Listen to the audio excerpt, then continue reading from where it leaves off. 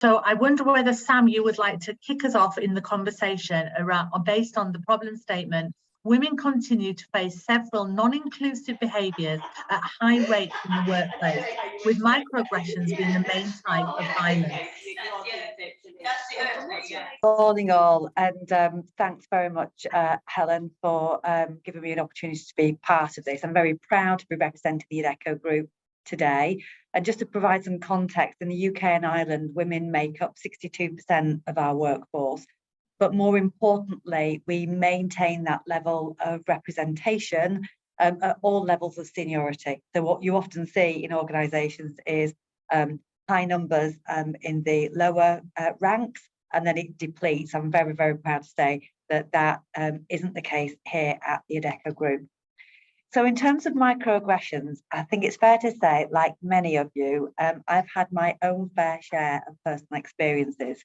I've worked with some amazing leaders, both male and female, that have advocated for me as a young female developing my career. But like many of us, I've also faced numerous microaggressions. So I thought it'd be interesting just to share a few of them. Comments like, and these aren't the only ones, but the ones that really, really kind of struck a chord, I suppose, were comments like, as you get older, you won't be able to rely on your looks to get on in life. Never sure I had them or I did, but as I celebrated my 50th birthday the other week, I can certainly tell you that's not been an enabler for my career. And too many times I've had to justify how I'm going to look after 2 kids and still be able to turn up to work and do an impactful day's work and add value to the organisation. They're not the only 2, but just 2 that sprang to mind when I was preparing for this. I think my reflections is on each of those instances, I have genuinely taken the opportunity to educate others, to help them understand the impact that those comments have on me personally and may have on other women in the workplace as well. And that's not an easy thing to do, but I think by calling it on each occasion, what I have then been able to have is a much more insightful and educated conversation with the people that have made those comments. Now, I don't think I stand on my own, and Anne, I'm sure that you've experienced your own fair challenges, having worked in Westminster for many years. So could you share your reflections, please? Yes, thanks very much, Sam. I mean, politics is absolutely littered with it, as would be no surprise to anybody on this call. The question that I was often asked, and still am by journalists in particular, is, do you think you faced any sexism? And my answer to that would be no. The truth is you face multiple microaggressions. I mean, certainly in getting elected, I'm probably the oldest on this call. It's quite tricky, and the business of children is a significant issue. In fact, so much so that at the time that I got elected, you had to put on your application form, there was a box that said children. And I just put yes, because in fact I have 4 children. And I knew that if I put 4 children, I would never get anywhere, because the assumption is that you will be, and in fact, it is the case that you're often considered to be the primary carer. The fact that your husband might be quite capable of looking after your children doesn't enter anybody's mind. But I think the microaggressions are those things which are seen as compliments. So, I remember the first speech I made as a minister from the dispatch box, and a well-meaning colleague, male colleague, coming up, putting his hand on my shoulder and saying, "You did very well, Anne." And, the bubble that he didn't say was for a woman, I think. So loads of them never reported, because, of course, they're often small, incidental. You don't want to get anybody into trouble. And as Helen said in her introduction, they're often well meant. But the cumulative impact of those microaggressions is greater than the sum total of each individual event. And I think education plays a big part in changing the atmosphere.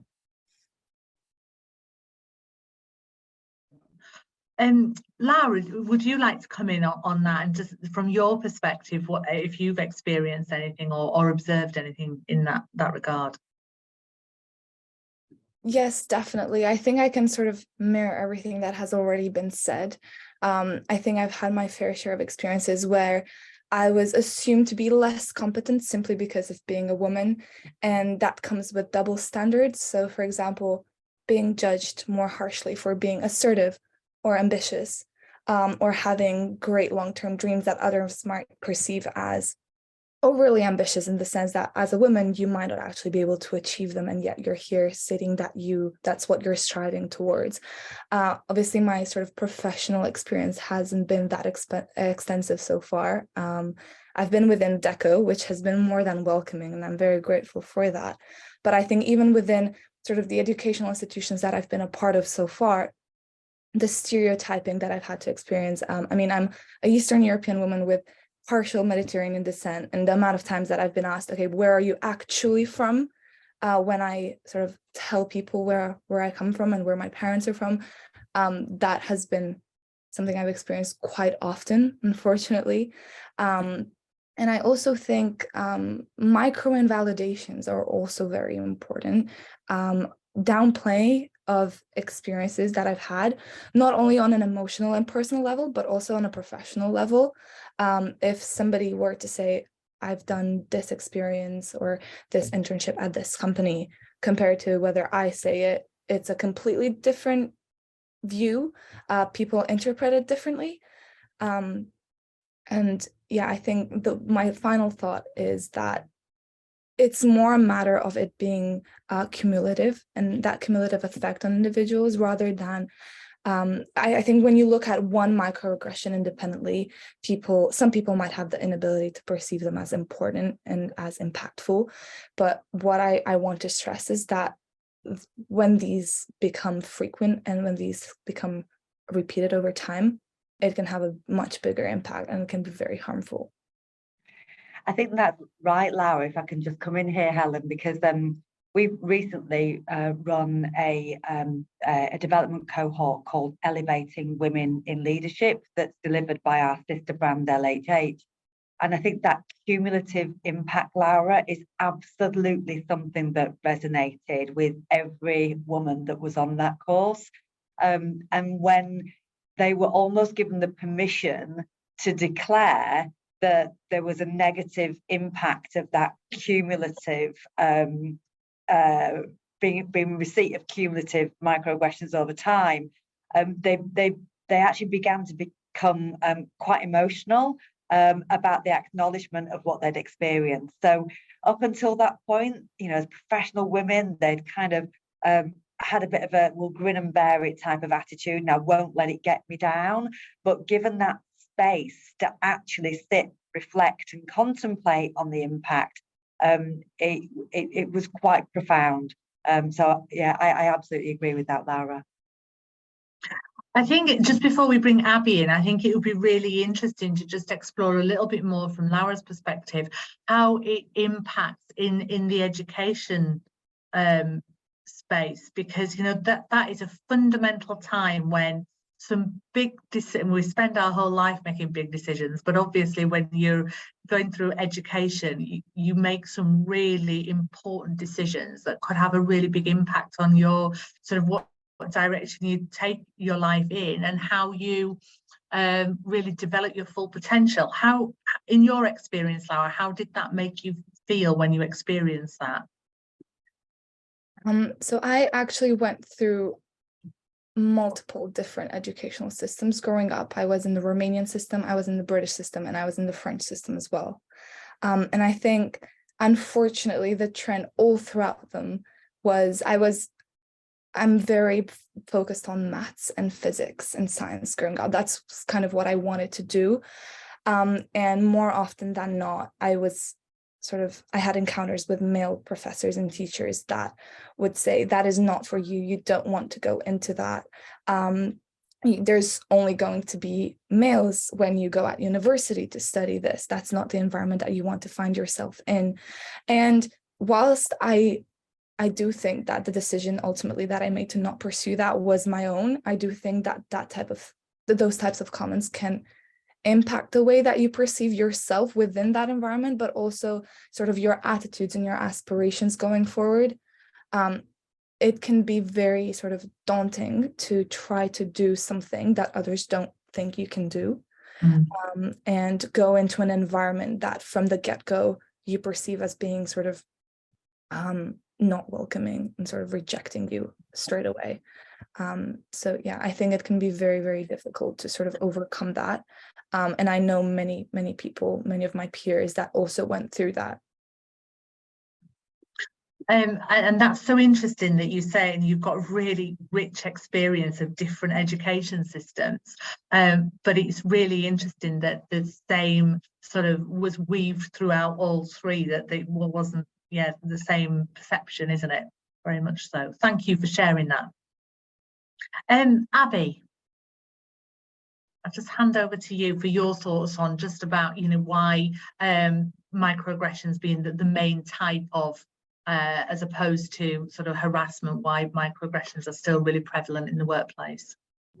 Thanks, Helen. And I agree with everything that the other panelists have said. And I think the cumulative effect of the microaggressions was actually have a macro impact. And there's a risk as women that we internalize it, because I think as women, we often look to ourselves as opposed to looking externally.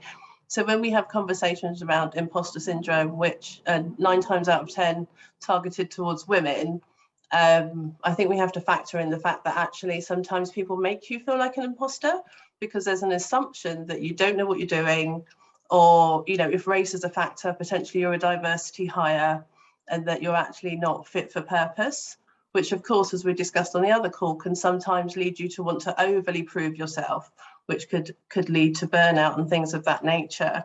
I think the other thing is that they're so insidious and sometimes they're masked as compliments.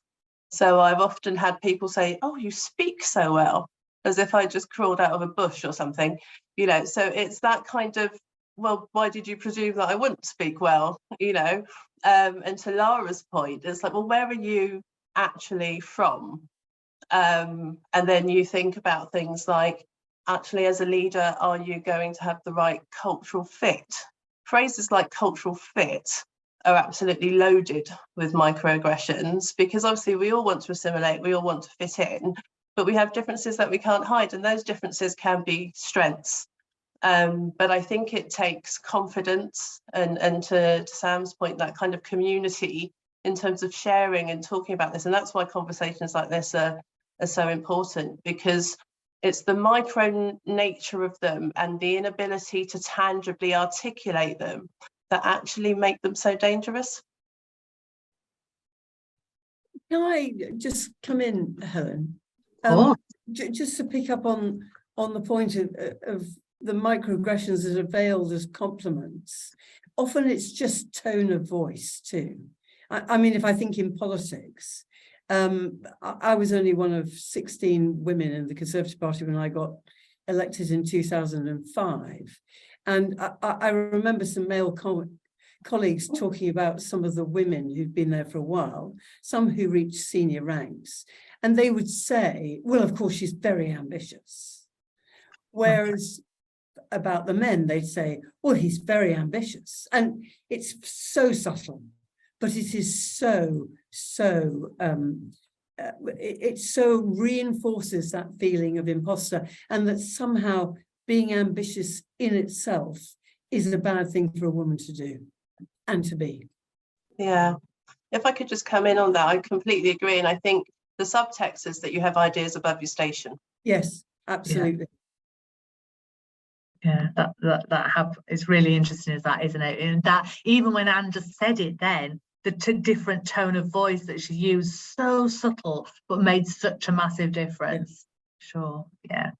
And the phrase cultural fit, just going back to Abby's point, I mean, that I'm not even sure that phrase has got any it's been used in the wrong context and negatively so many times. It's almost a phrase that has no place in existence, does it? Because it can be used in such a disparaging way, or used as a bit of a catch-all, really, or they weren't the right cultural fit, or it's just a horrible phrase, isn't it? So, okay, thank you. And thank you for that rich start to the conversation. So shall we move on to the second point now, which is really about, so from an intersectional point of view, which always takes the conversation a little bit deeper, women from minority groups such as LGBTQ+, migrant or ethnical minorities are much more likely to experience microaggressions at work. Who would like to kick that off? I'm happy to jump in. Thank you. I think really it's the othering, Helen. It's the and whether we like it or not, it's partially acceptable in society, because obviously, you know, we are different. And what that means is that if we do experience these microaggressions, we're less likely to make a scene about it, because we don't want to be seen as a problem, because we are a minority. And in the context of the business, you don't want to be kind of hailed as the person who's raising the issue. And I'll give you an example. I worked for an organisation where there was a CIO who was clearly very racist, and had a real issue with me. And it would manifest itself in ways such as over talking me. There were times when I was presenting where he took credit for my work, things of that nature.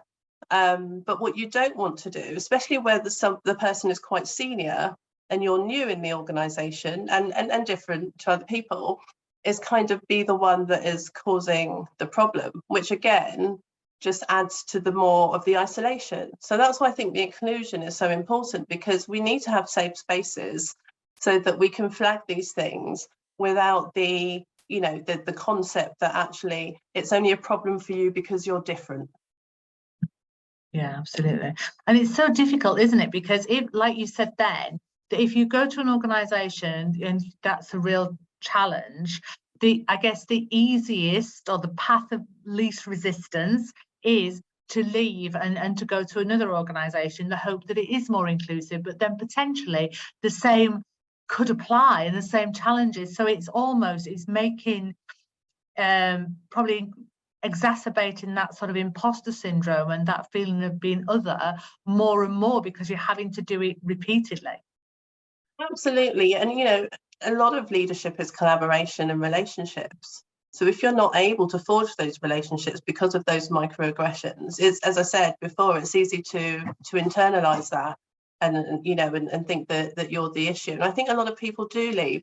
I was reading an article in the Washington Post that came out in 2021 in terms of people from minority backgrounds not wanting to come back and wanting to remain hybrid workers, just so that they don't have to face those kind of things. Again, it's not a solution, is it? But you know, they just want to get on with the job, but they don't want to have to deal with those challenges and things like that. And I think we need to be really mindful as leaders, just as we make space in meetings for people who are introverts and things like that. If people are being overspoken or neglected, we just need to be brave enough to call it out. As part of the research for this session, we looked at sort of how Zoom meetings, Teams meetings, whether that changed the dynamic of microaggressions. And I understand your point about people not wanting to come back into the workplace, but the microaggressions on Teams and Zoom, some of them are easier to perpetuate, and because you can use the excuse that, oh, it was Teams, that, you know, the over talking and things like that. It's almost easier in a virtual world. And so yeah, it's different, isn't it? It's not better or worse, it's just different, which makes it worse by the fact that it's still there. So absolutely. Anyone else want to come in on that particular topic? I'd just say one thing, Helen. I think it's, you know, again, if I think of politics, I think for people from minority groups who rise up the tree, I think they're then in a difficult position, because they are a role model for others from minority groups.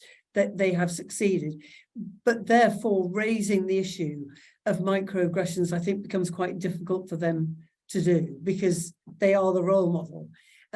So it's quite a conflicted position, but the business about talking over, I've seen time and time again, Abby, and it is people from minority groups that certainly it happens to more often than not.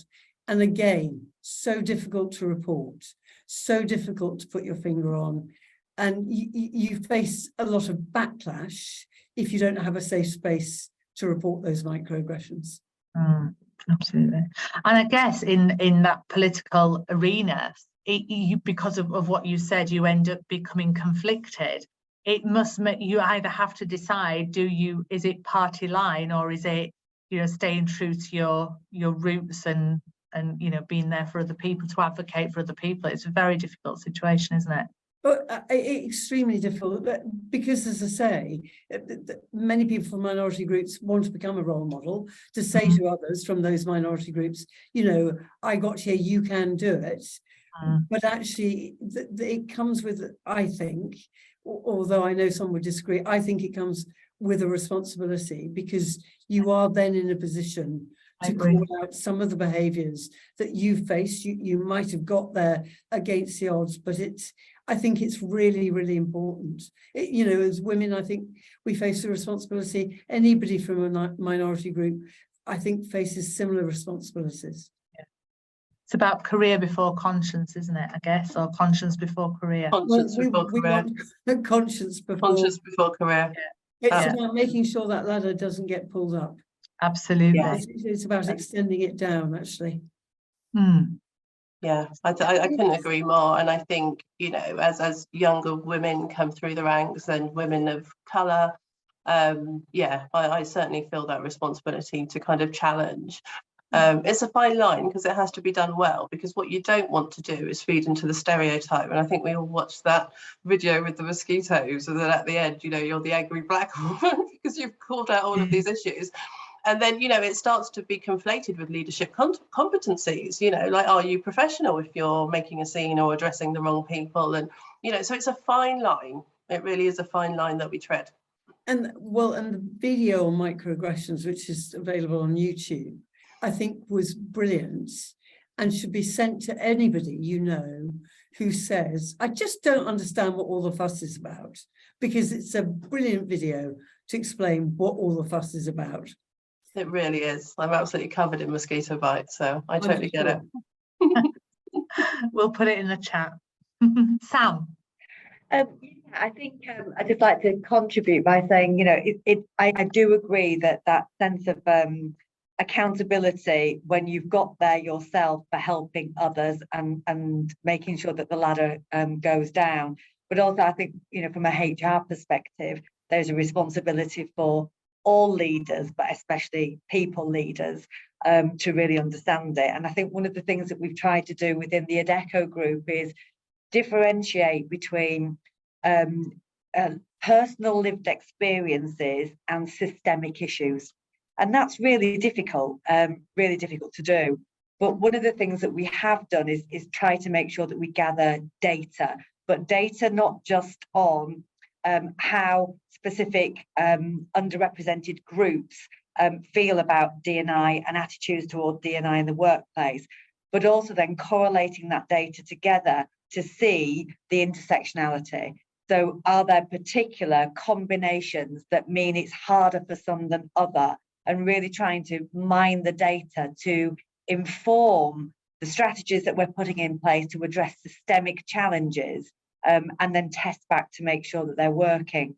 So I think, it's a very emotional topic, but it's a topic full of qualitative insight, but we need to make sure that we've got the quantitative insight as well to really differentiate between an individual's personal lived experience and those systemic issues that are creating systemic problems across the organisation. And so that we certainly tried to do that. And Abby, I know that you've been helping us on that journey. Absolutely. And I couldn't agree more, Sam. And I think also to recognise across an organisation there are subcultures. So as someone who's worked in the IT and transformation space, it'd be very different if I was working, I don't know, in another department. Because I think one of the other things in terms of the microaggression, it's where you are in a position that people wouldn't necessarily expect someone like you to be in. I'd probably experience quite a lot less microaggressions if I was the receptionist, because I'm in the role that they'd expect me to be in, you know. And I think different teams respond to people differently. So I think Sam's absolutely right. We have to look at the systemic and understand what the impact is in different subcultures within the organisation.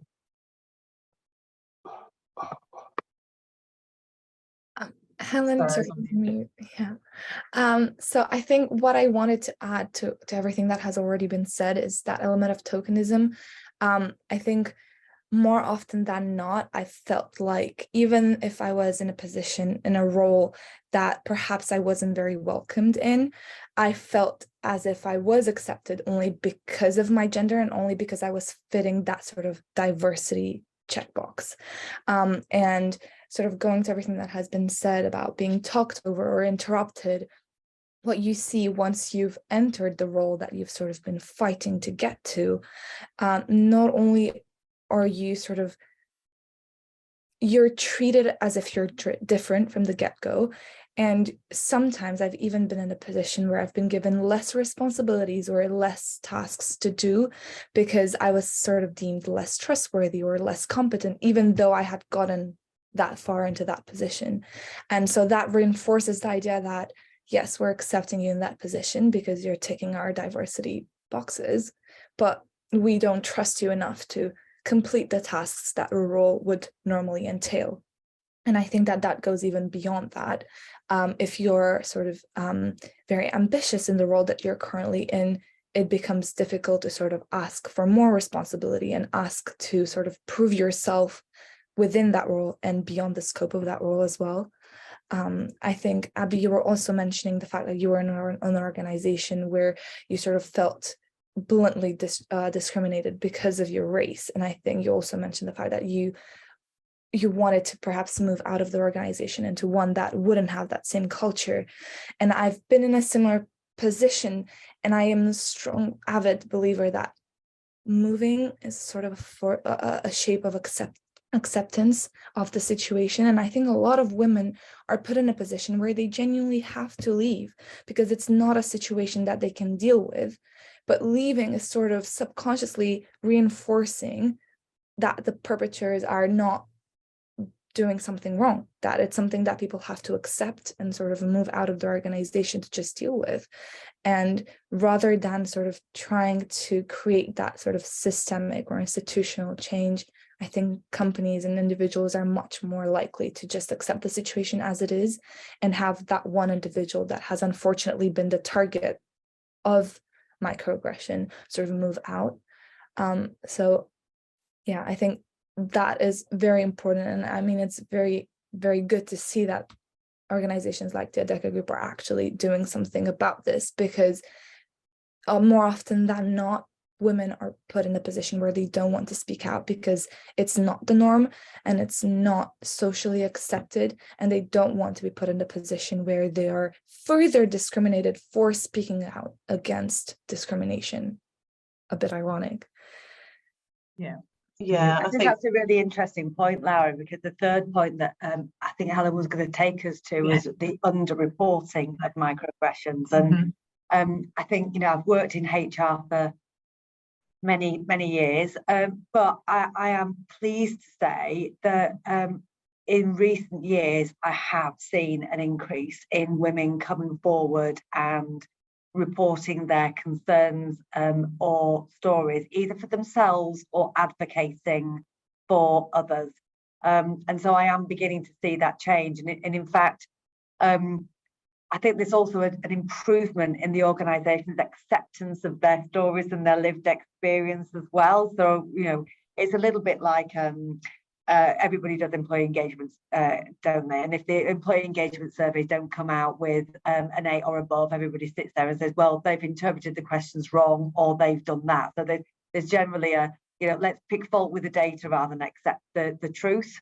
I'm seeing a lot more organisations accepting their stories and wanting to differentiate and understand whether it is a personal experience or whether it's a systemic issue. And then if it is a systemic issue, tackle it, still support it and still tackle it if it's personal, but the solutions might be slightly different. And I think a great example of that is last year we developed a workshop called Is This Harassment? And we started it for a very specific business within our organisation. And we used real life case studies of examples that have been brought through our employee relations teams, male and female, by the way, of where people had felt discrimination or had felt uncomfortable. And we used these examples to facilitate open dialogue. So we would kind of reveal a little bit of the story, pause, ask people to reflect, then reveal a little bit more of the story and see if people had changed their opinions on whether they felt it was the right or the wrong thing to do.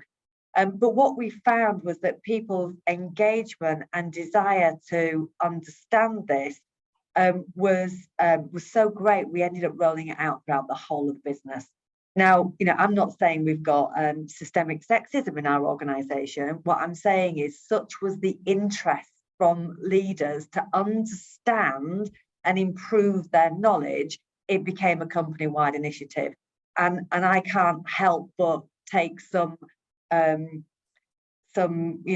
hope from that actually it's the start of a different way of thinking, not just about being able to feel comfortable to report, but actually being willing to understand, learn and receive education as well. Can I just come in, Sam? I mean, I think it's brilliant what Adecco are doing. Shining example, to be absolutely honest, because it's nearly 50 years ago since I started working, and I look back where the world was when I was 18, and I weep a little because it's not changed enough. And I think Lara mentioned something about people leaving, and I think that is what has happened in the past. Rather than fight the battles, fight the microaggressions, they say, to hell with it, I'm off, I'm out of here. And change has been very slow. And it will only be when people adopt the sort of attitude that you're adopting at Adecco that things will finally change and places will be, we will see true equality without those microaggressions in the workplace, judging people on the job that they do and not on any other factor. And we haven't mentioned it, but accent comes in there. We occasionally, people from more socioeconomically deprived backgrounds, which is a group of people who often don't get mentioned when we think about equality and diversity. It happens to them as well. So well done, Adecco. As a proud Northerner and Bradfordian, Anne, I can tell you that I can't count on my hands, fingers and toes the number of times I've been told, oh, you've done quite well, haven't you, for somebody from your background? Exactly. Yeah. Abby? No, I think the thing about kind of reporting and that decision, Helen, in terms of actually do you stay and endure versus do you do what's best for you in your mental health, I would argue that it's a personal decision, but also that you do both. So in my experience, I've definitely had the conversation with HR, but at some point you've got to, I think to Anne's point, yes, we are role models, but going back to Sam's point, it's we can't just always suck it up because it has an adverse effect, and you've got to work out actually what does your future look like in that organisation. But absolutely flag it and absolutely raise it. And actually, from experience, it's easier to raise it once you know you're going, to be fair. It takes a very strong person, doesn't it, to, if you have to go down the whistleblowing route, etc., it does take a very strong person. I just wonder, though, what happens to, if you more broadly sort of career aspirations, career growth, how does that what's the impact of that for people who feel that they can't? Because if you're continually, and it's not, you know, the average tenure of anybody in any role is about 18 months now, and that I find that staggering, because we've got so many people at the Adecco group who've been here for such a long time, our long servers. But yeah, absolutely, that is the average. So if you know, but if you're continually the mental aspect of starting over, and you know, sometimes it can be a real positive, but when you look at sort of career progression, life chances, the socio-economic aspect of it, it must have an impact. Oh, absolutely. And it's the reason why there's not a lot of representation at the top, because, you know, people will get the qualifications and sometimes they'll get the jobs, but they can't withstand it. And I think we've seen a lot of high profile women of colour or LGBTQ community who have actually just said, I'm choosing my own mental health rather than fighting the system, because you can't do it alone. And I think that's the thing that's great about Adecco, that you're not fighting it alone. So that, you know, the psychological safety and, you know, HR having that focus across the business is so key, because then you've got that safety net, you've got that support. But if it is just one individual and they haven't done the work, the organisation hasn't done the work prior to make sure it's inclusive, it's a very frosty place. And then people will make that decision to kind of move. And I know a lot of people who've decided to go and start their own businesses, which, you know, you and I know no easier. But, you know, they've just thought, well, I don't want to deal with some of these things in the corporate environment, and I'm not going to, you know, I'm not going to move forward in this environment. I think the type of work that I do in terms of transformation, it has often been time limited. So, you know, I'll go in, I'll do a transformation leap. So that's kind of worked in my favour. And then built good relationships and networks. So I've been able to get new roles, but it's not easy. And particularly as a mentor, speaking to up and coming leaders of colour, it's a real challenge for them. It's a real challenge in terms of actually, these are the skills you need. This is the behaviours you need to be a leader. Oh, and also brace yourself. There's another toolkit of things that you're going to need, because you are going to come up against it. But I think as time's progressed, I've certainly seen in my career, it's definitely gotten easier. But we have to be vocal, and that's the main thing. As women, we have to speak up and say, you know, and it doesn't mean it's always going to be received well, but it will land and it will be heard, and potentially easier for the next people. So I wouldn't make it be a deterrent for people seeking to move forward, and it's certainly not a real obstacle. You just need to be mindful that it's another thing that you're going to need in your kit bag to kind of, you know, get to where you want to go. Thank you. Sam, I see you've come off mute.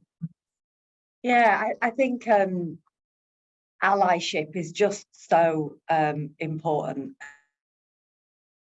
And, you know, I've had tremendous allyship, not just from female colleagues, but from male colleagues as well.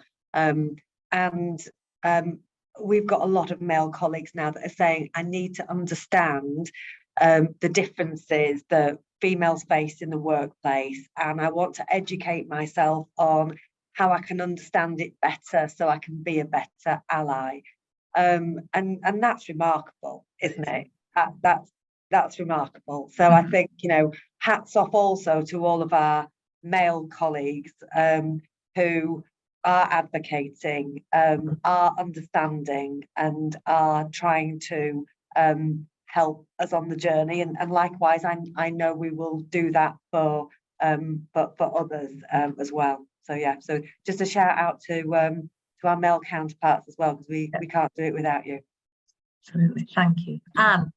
Yes, just to say, take it back a few decades to children. I mean, you know, what are we doing in schools to equip young people who might face these sort of problems in the workplace? I mean, that's where we've got to start. And in fact, schools themselves, teachers themselves will face some of these issues. But, you know, young kids leave school ill prepared to understand the workplace and the sort of challenges they might have as Abby said, you know, you need something else in your kit bag. Everybody needs to understand this, and really critically, if we just think of men and women, it's about educating men and young boys to understand what impact their behaviour can have. But I mean, you know, if one suggested this to Secretary of State for Education, she'd probably have a fit and say, you know, the curriculum's too full. But actually, it shapes the whole of your life thereafter. Life skill. It's Absolutely, it's a life skill. As important as, you know, being able to know how to sign on to an energy supplier, say. It's really, really critical. Absolutely. Thank you, Anne. So that brings me nicely, and I just wanted to go around and get some final comments from each of you, but that brings me to Laura, and any observations based on, obviously, particularly what Anne just said then, because obviously you've been most recently, I think it's fair to say, within the broad education system. So have you got any sort of recent experiences to how that's been tackled? I think I have experiences of how it hasn't been tackled more than it has. I think in my experience and in the women that have been surrounding me as I grew up, I think the fear of backlash is the greatest deterrent. I think especially if the perpetrator is in a position of power or authority, women think twice, thrice about complaining, about raising the issue, because they know that they might not be taken seriously or nothing might be done about it. And sort of to add on to that, I think the burden of proof is also very important. There's this idea that you need to sort of gather evidence that the said microaggression or the said harassment has taken place. And that can be very off-putting for things that are very subtle and for things that cannot be quantified or cannot be gathered through evidence.